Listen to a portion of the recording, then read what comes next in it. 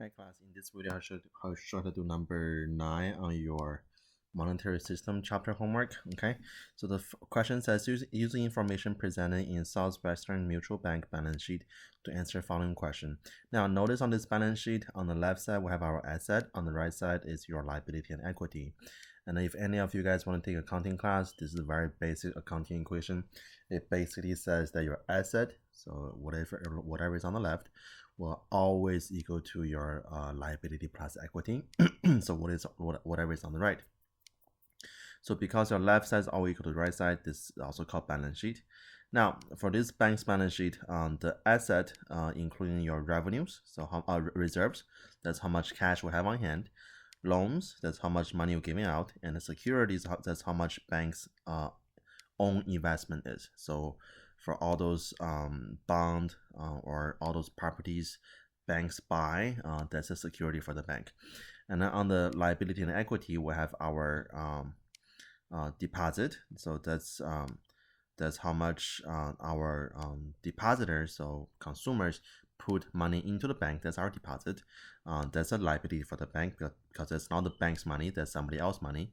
And then our debit, that's how much loans the bank borrow from somewhere else.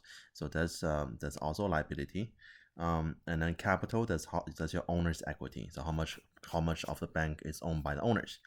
All right, so let's look at the first question. Suppose the owners of the bank borrow $100 to supplement their existing reserve. Now, when they're supplementing their existing reserve, so reserve will increase. And also because they borrow money, the bank's debt will also increase by 100. So this would increase the reserve account, and will also, let me see which account this is.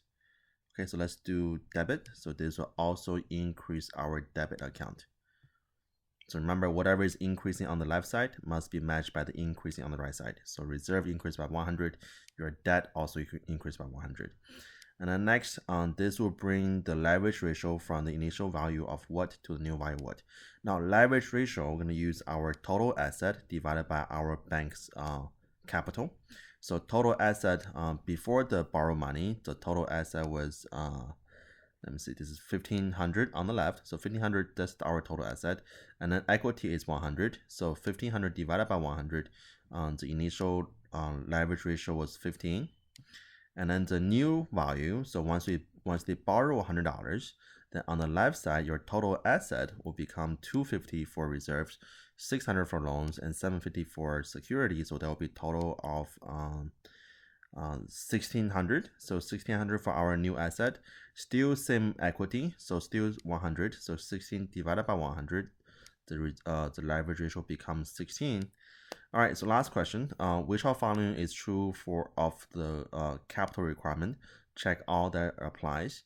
Now let's look at the definition for capital requirement. So it says it's a government regulation that specifies a minimum amount of capital intended to ensure banks will be able to pay off depositors and debts.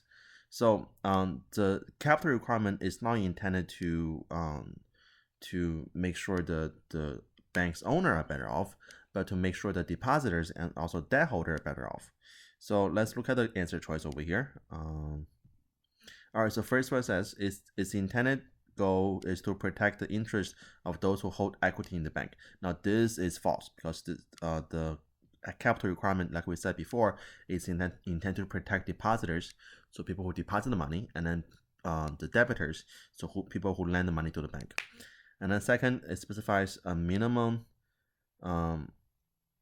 leverage ratio for all banks.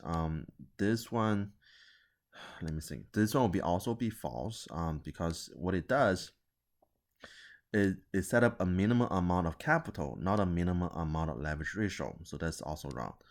And last one,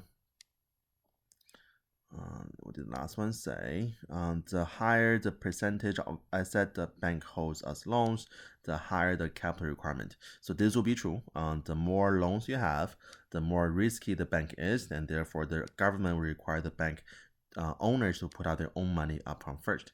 Okay, so this one is true. All right, so let's check our answers. Good now. Okay, so guys, 3 out of 3, everything right. All right, so guys, have any question, let me know, and then good luck on your homework. Okay, bye-bye.